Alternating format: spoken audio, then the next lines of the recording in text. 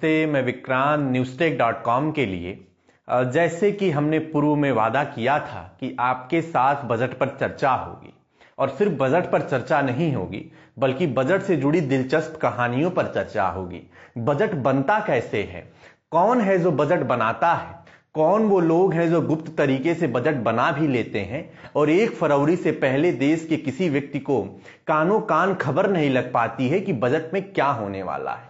तो आज की हमारी चर्चा इसी विषय पे होगी कि बजट बना कौन रहा है, बजट बनता कैसे है, आखिर वो कौन लोग हैं जो बजट बनाते हैं, कौन वो अधिकारी हैं जो गुप्त तरीके से एक मंत्रालय में बंद कर दिए जाते हैं और किस तरीके से वो बजट बना ले जाते हैं। आखिर ये बजट से पहले वित्त मंत्री अपने अधिकारियों को हलवा क्यों खिलाती हैं, इस हलवा का महत्व क्या है, इन सभी पहलुओं पर आज इस लाइव चर्चा में हम बातचीत करेंगे। तो सबसे पहले तो बजट 1 महीने का काम नहीं होता है। बजट बनाने की जो पूरी प्रक्रिया है वो 4 या 5 महीने पहले चालू कर दी जाती है। यानी कि आज के समय से देखें तो बजट सितंबर या अक्टूबर महीने से ही बनना चालू हो जाता है। और कुछ तरीके हैं जिनसे बजट बनाए जाते हैं। सबसे पहला तरीका कि हम आपसे सरकार राय मांगती है, नागरिकों से पूछती है, तमाम उद्योग संगठनों से पूछती है, अर्थशास्त्रियों से पूछती है, सिविल सोसाइटी के लोगों से पूछती है कि आपकी जरूरत क्या है, आप किस तरीके का बजट चाहते हैं, आपको क्या लगता है कि बजट में ऐसा क्या कर दिया जाए कि जमीन पर परिवर्तन दिखाई पड़ने लगे, किस वर्ग की क्या उम्मीदें हैं। जब ये सरकार कर लेती है, जब एक सर्कुलर जारी करके सबसे पहले आम नागरिकों की राय ले ली जाती है, फिर वित्त मंत्रालय, नीति आयोग और सभी अन्य मंत्रालयों के अधिकारियों को बुलाया जाता है। उनसे भी पूछा जाता है कि इस बार का बजट कैसा होना चाहिए। ये सब काम करता कौन है? तो वित्त मंत्रालय एक स्पेशल डिपार्टमेंट बना देता है। इस स्पेशल डिपार्टमेंट का नाम है बजट डिवीजन। यह वो नोडल एजेंसी है जो बजट बनाने से लेकर बजट पेश होने तक का सारा काम देखती है। यह बजट डिवीजन सभी राज्यों को बुलाती है, सभी राज्यों के अधिकारियों को बुलाती है, वित्त मंत्रियों को बुलाती है, केंद्र शासित राज्यों के जवाबदेह अधिकारियों को बुलाती है, मंत्रालय को बुलाती है, सारे अन्य स्वतंत्र निकायों को बुलाती है, रक्षा मंत्रालय को, रक्षा विभाग को, सबको बुलाती है, बैठाती है और पूछती है कि आपको कितना रुपया चाहिए और अपनी अपनी मांग हमें इस फॉर्म में भर के दे दीजिए।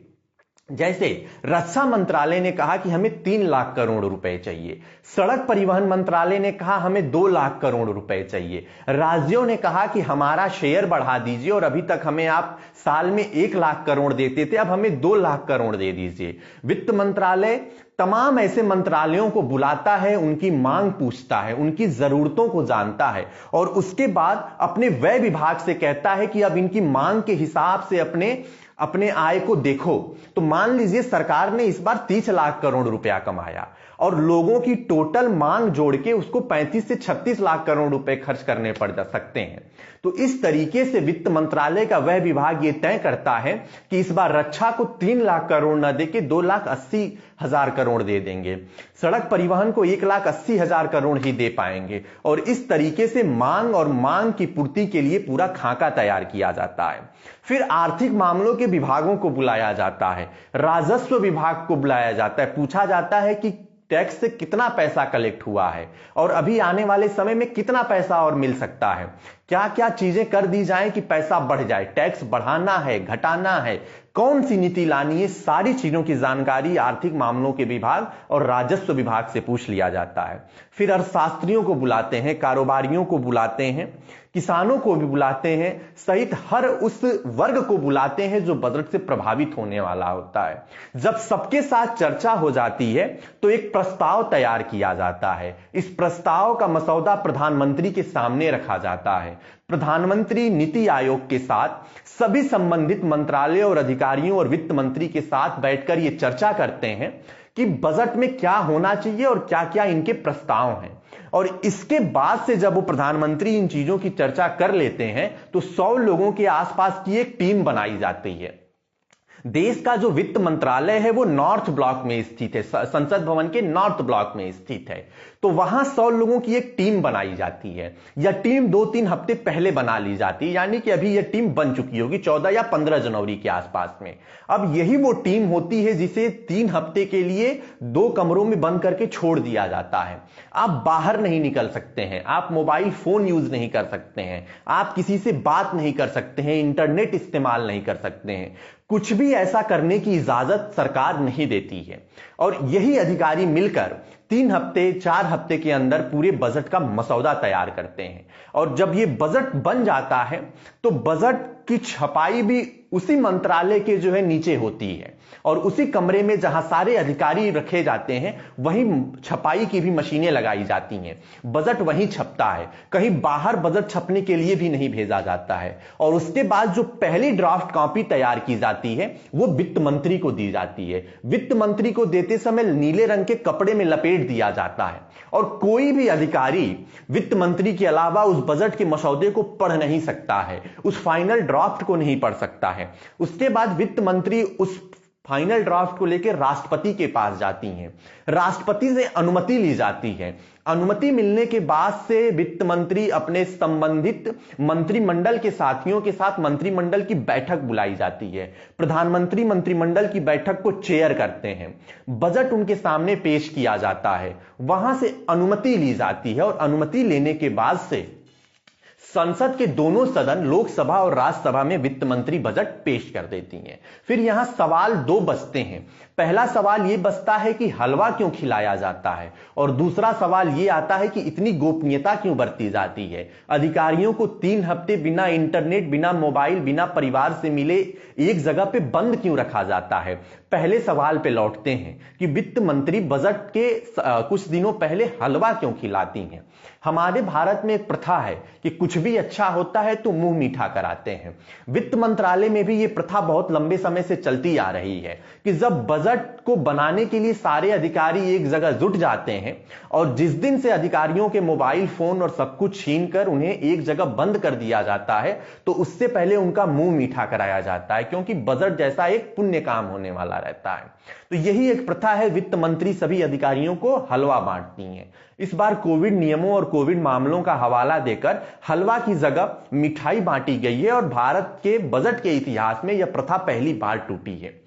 उसी के साथ दूसरा प्रश्न आता है कि इतनी गोपनीयता क्यों बरती जाती है, अधिकारियों को 3-3 हफ्ते तक लोगों से दूर क्यों रखा जाता है। तो इसका भी जवाब है। जवाब यह है कि अगर बजट की छोटी सी भी अगर जानकारी बाहर लीक हो गई तो अर्थव्यवस्था में बहुत से परिणाम गलत तरीके से देखने को मिल सकते हैं। जैसे एक उदाहरण लेते हैं, सरकार इस बार इलेक्ट्रिक व्हीकल्स पॉलिसी को लेकर पूरा टैक्स खत्म कर सकती है। अगर ये छोटी सी जानकारी अगर पुख्ता रूप से वित्त मंत्रालय से बाहर निकल जाए तो शेयर मार्केट में पैसा लगाने वाले तमाम निवेशक अपना सारा पैसा इलेक्ट्रिक व्हीकल्स बनाने वाली कंपनियों पर लगा देंगे, क्योंकि जैसे ही बजट पेश होगा वित्त मंत्री यह घोषणा करेंगी कि हम इलेक्ट्रिक व्हीकल्स पे लगने वाले सभी टैक्स को खत्म करते हैं, तो शेयर बाजार में इलेक्ट्रिक व्हीकल्स गाड़ियों के शेयर में बहुत तेजी से उछाल आएगा, और यह जानकारी पा चुके लोग बहुत पैसा कमा लेंगे।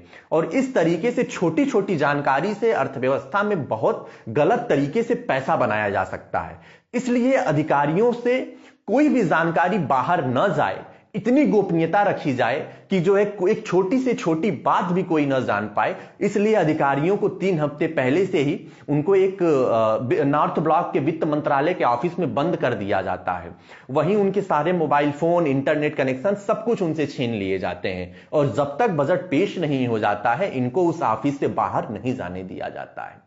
तो ये कहानी थी हमारी आज की कि बजट बनता कैसे है, बजट पेश कैसे होता है। बहुत समान सी प्रक्रिया है। सबसे पहले सरकार हम ही आपसे पूछ लेती है कि आपको क्या चाहिए, कैसा बजट होना चाहिए। फिर वो सभी मंत्रालयों को बुलाती है, राज्यों को बुलाती है, कहती है अपनी अपनी मांग बताइए कि किसको क्या क्या चाहिए। जब सबका आ जाता है तो सबके मांग पर विचार करती है, विचार करके मसौदा तैयार करती है, मसौदा तैयार करके प्रधानमंत्री को देती है, प्रधानमंत्री चर्चा करते हैं, फिर वो बजट जो है बनने के लिए छपा छपाई के लिए नॉर्थ ब्लॉक में चला जाता है।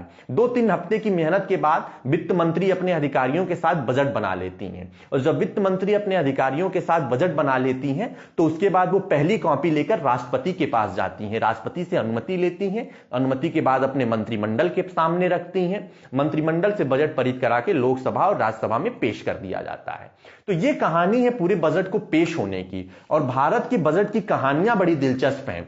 बजट बनने से लेके बजट पेश होने तक की ये कहानी थी। अब हम आगे जब मिलेंगे तो ये जानेंगे कि जब बजट पेश होता है तो लोकसभा और राज्यसभा में बजट पेश करने का तरीका क्या है, आखिर क्यों इतना पेचीदा समय होता है, एक 1.5 महीने क्यों लग जाते हैं बजट को लोकसभा और राज्यसभा से पास कराने में। तो ये सारी जानकारियों के साथ हम कल फिर मिलेंगे 7 बजे newstech.com पे, और ऐसे ही आने वाले बजट तक बजट से जुड़े हुए तमाम हिस्सों पे हमारी चर्चा जारी रहेगी। तो नमस्ते, मैं विक्रांत, newstech.com के लिए। जय हिंद, जय भारत।